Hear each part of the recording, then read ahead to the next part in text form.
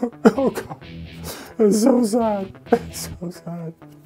Oh, this might be the greatest book I've ever read. Oh, hello everybody. I'm Electric Richard, and this is Electric News Roundup. Are there more of these books anymore?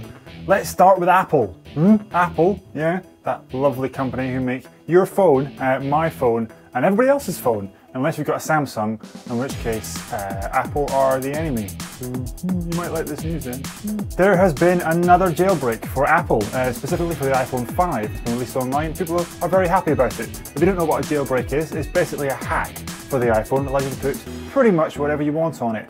As opposed to how the iPhone usually works, which is that you can't put anything you like on it, you can only put what Apple want you to put on it. So if you've got an app which you think is absolutely awesome and Apple approve it and then it's disapproved, you can't have it back on your iPhone. So, you know, I wanted a VLC player but I couldn't have it, so I guess if I got it jailbroken,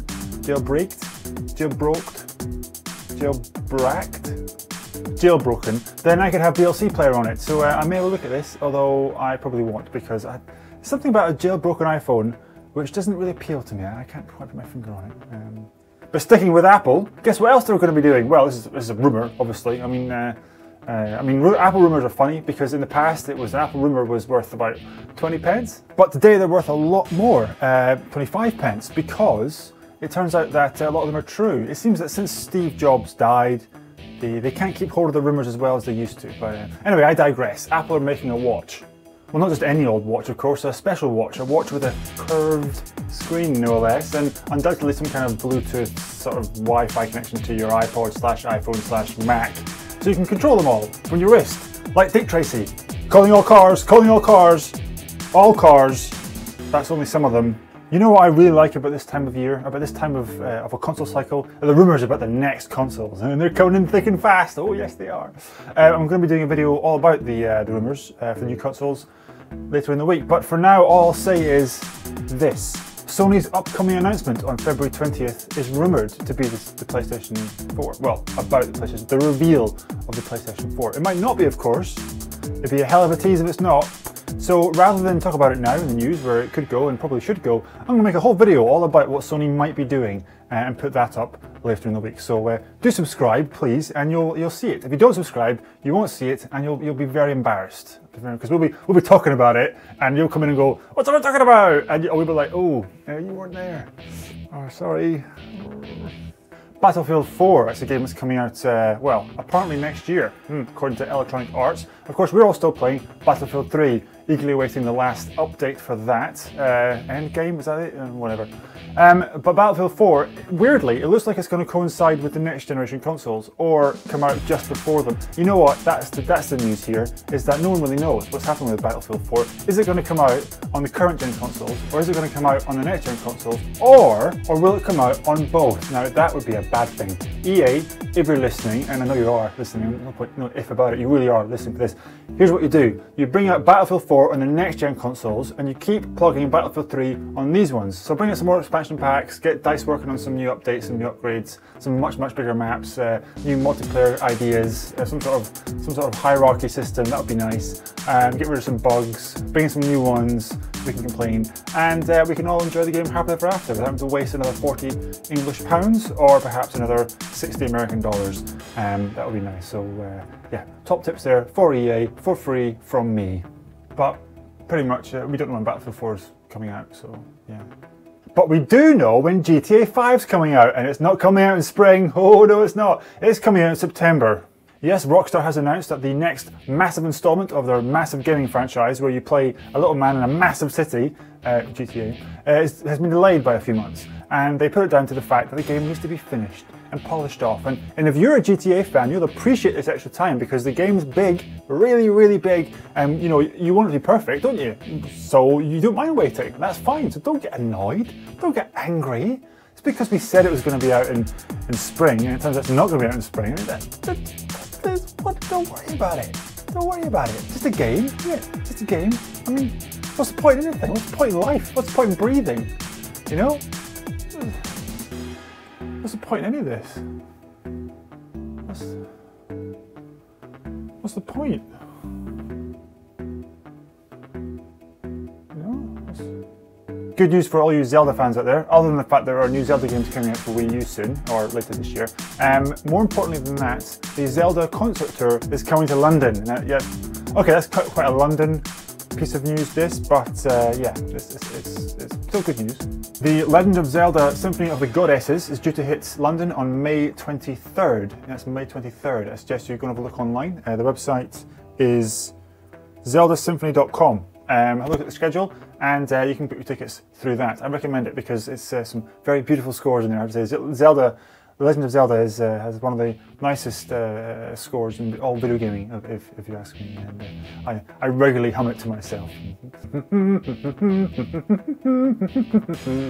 It features a number of the greats that we all know from Zelda. For instance, the creation of Hyrule, Ocarina of Time, and The Wind Waker, which I'm a big fan of. Of course, Twilight Princess and A Link to the Past. The scores have been kindly arranged by experts and approved by the guy who did the original scores, whose name I have not written down. I again recommend it to go along. It's a bit like Video Games Live, except just about Zelda. And I suggest you dress up because, hey, why not? Just go as Zelda, for instance, or go as Link. You know, go as Ganondorf. Actually, I'm going to go as Ganondorf. Where's my green skin paint? Oh, Capcom. Capcom. What have you done to Resident Evil, eh? Well, I'll tell you, they've kind of killed it. They've kind of killed it. They have bludgeoned it in the head, if you will. Hit it round the skull with a cricket bat, or a paddle bat, if you don't know what cricket is. It's a shame really, because Resident Evil 6 was supposed to be amazing. It was supposed to be a best of Resident Evil, with elements of all the Resident Evils we've come to love thrown together. But what it turned out to be was a hodgepodge of Resident Evil, a mess of Resident Evil, if you will. It's almost as if Resident Evil's sort of fatigued. It's running out of energy. It's running out of life. You know, it started off so well. This wonderful game, just sort of moving away from conventional video game storytelling and picking up powerful gameplay elements from the movies and other places. Having that locked camera angle, you know, that was perfect. Hearing a, you know, in the dark corner of the room, and you don't know where it's coming from. You can't tell. You can't move the camera. You know, it's scary. It was tense. It was beautiful. With this beauty, it would flee away from other video games. It would run away from the hordes. Just carry on going ahead of them, away from them all. And we had fun. We had so much fun with Resident Evil. So much fun with Resident Evil that we didn't notice. We didn't notice that it had been bit.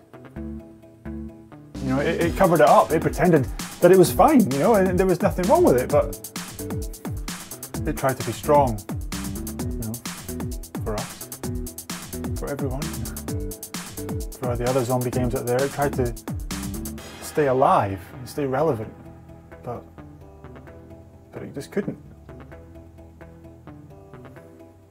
It's that last outing, you know, and the last outing, Resident Evil 6, it was obvious.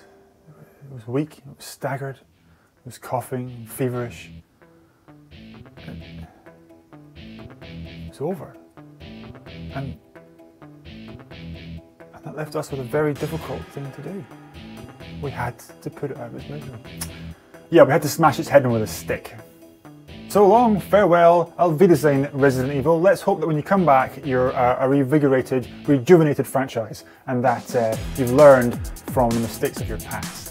Perhaps you'll stop crowbarring in old game mechanics into new ones. Perhaps you'll just start from scratch and go from there. Hey, do you remember the locked camera angles of Resident Evil? God, it seems like a million years ago, doesn't it? Bring those back. Okay, that's enough about Resident Evil. I could talk about it all day. So, moving on, here's some great news. The next Batman Arkham City game has been announced. Yeah, Arkham 3, as people are tentatively calling it, has been announced by the people who announced that. Warner Brothers. And Rocksteady, of course, developers of the first two. Now, it turns out that Rocksteady, the people who made the first two games, who've done really well at those two games, apparently won't be making the third one. Now, this is just a rumour, although it's not uncommon for studios to do this, for game studios to do this. The Call of Duty games, for instance. Now, when a second tier team is put on a massive franchise, it's usually an indicator that the other team, the first team, are off making something else, something far more important to the publisher.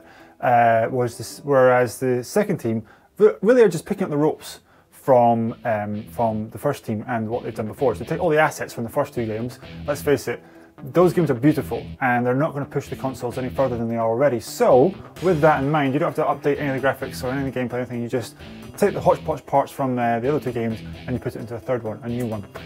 Let's just hope that the second team know what they're doing, because taking up the mantle of a video game is not like taking up the mantle of a film or a book.